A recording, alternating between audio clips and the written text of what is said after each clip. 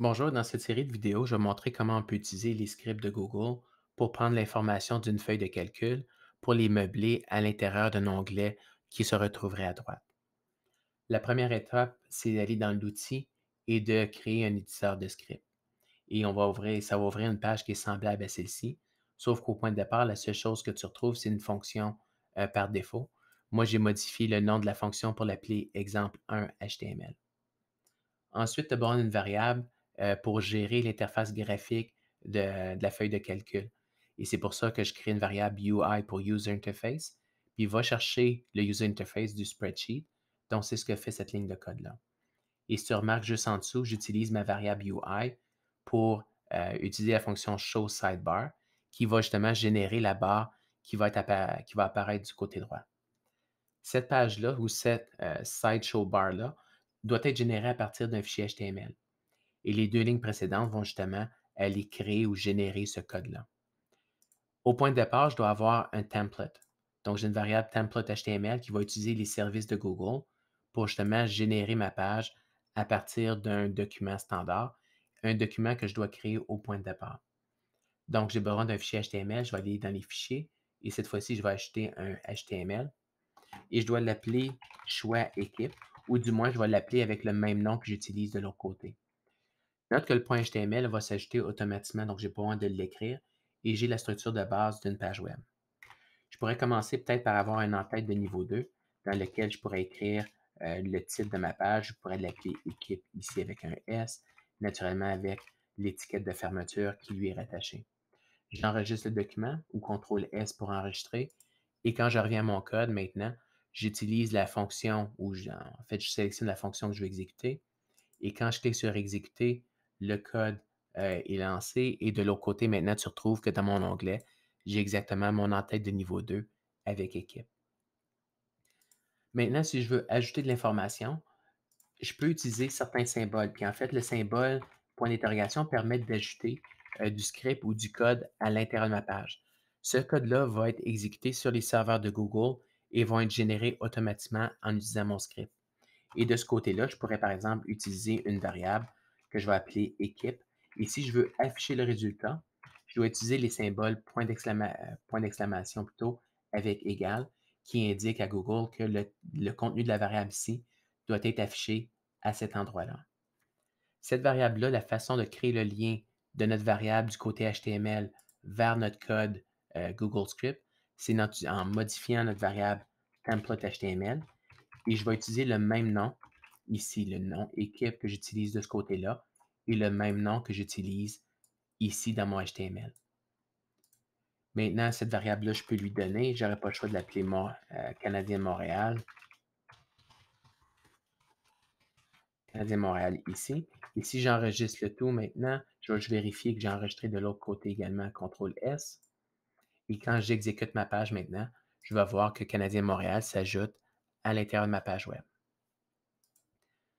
Et des variables comme ça, je peux en créer autant que je veux. Donc, ça veut dire que je peux me créer un autre template HTML, point, par exemple, équipe 2, puis dire équipe 2 est égal à ma variable. Et de l'autre côté, je peux ajouter ma variable 2 de ce côté-ci pour l'afficher. Cependant, si j'ai plusieurs informations du même type, il est préférable d'utiliser les tableaux. Donc, dans ce cas-ci, à la place, je vais juste modifier le nom de ma variable. Je vais ajouter un S et je vais créer un tableau ici, Canadien-Montréal. L'autre équipe, je vais ajouter Maple Leaf de Toronto. Pas nécessairement que j'aime bien Maple Leaf, mais je connais des gens qui aiment cette équipe-là. Donc, pour cette raison-là, je vais ajouter Maple Leaf de Toronto. Et de l'autre côté, maintenant, comme j'ai un tableau ici, ben, je peux arriver et afficher soit l'équipe, je peux afficher l'équipe 0, afficher l'équipe 1, ou je peux afficher toutes les équipes au complet. Mais ici, comme j'ai un tableau, ce que je vais faire à la place, c'est que je vais me faire un autre script qui va me permettre d'insérer du code qui va utiliser justement ma variable équipe pour afficher le résultat. Donc, ce que je vais faire ici, je vais me faire une variable que je vais appeler sortie. Et au départ, ma variable va être égale à vide.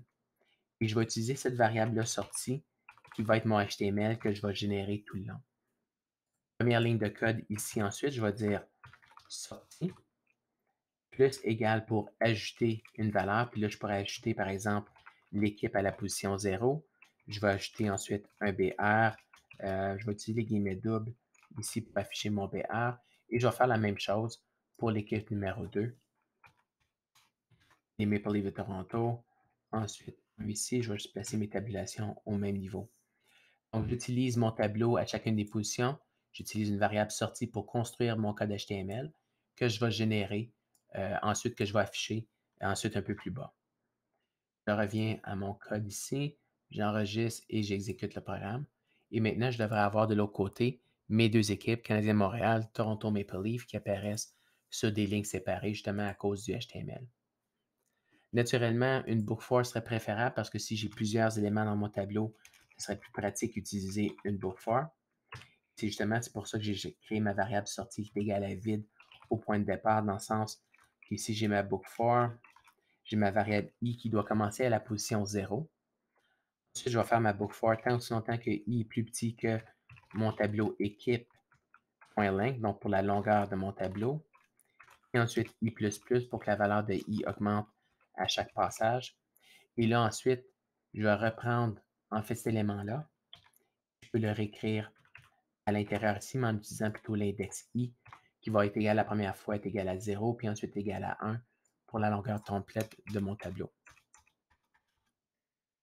Maintenant, si je voudrais peut-être ajouter des boutons radio à la place, et là, au lieu d'arriver puis de changer tout mon code, ce que je vais faire juste en attendant, je vais écrire à quoi pourrait ressembler le code HTML de cet élément-là. Donc, si j'ai besoin d'un input, le input, ça va être un type radio.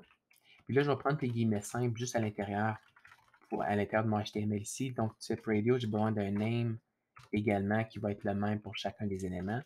Je viens d'appeler équipe avec un S dépendant.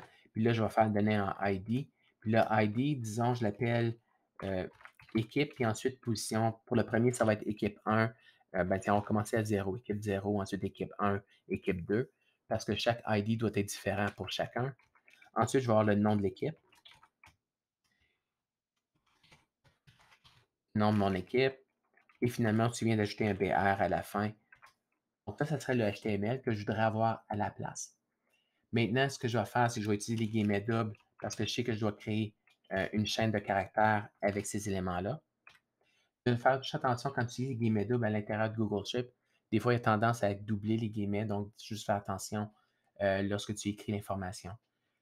Pour tous les éléments, ça va rester la même chose. Le i, lui, le 0 va être différent parce que je veux que ce soit la valeur de i. Donc, je vais enlever ça ici. Je vais écrire des guillemets doubles pour fermer et réouvrir chacune des étapes. Et là, je vais ajouter ici plus, puis je vais ajouter la valeur de i à l'intérieur. Donc, il va afficher équipe. Ensuite, il va afficher la valeur de i, soit 0 ou 1.